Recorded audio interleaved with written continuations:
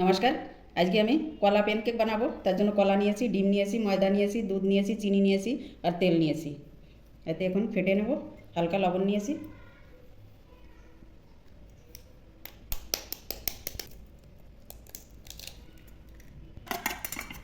ফেটে নেব। দুধ দিয়ে দেবো, চিনি দেবো,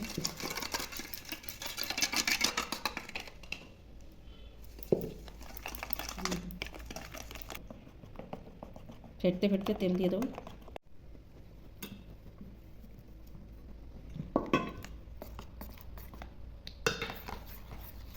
ফ্রাইং প্যান বসিয়ে দিয়েছি গ্যাসে।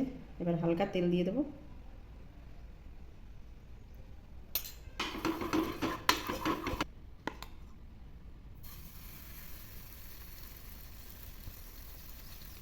এবার ঢেকে দেবো।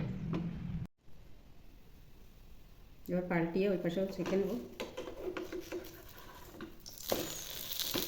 একটা হয়ে গেছে, এবার তুলে নেব। বাকিগুলোও বানানো।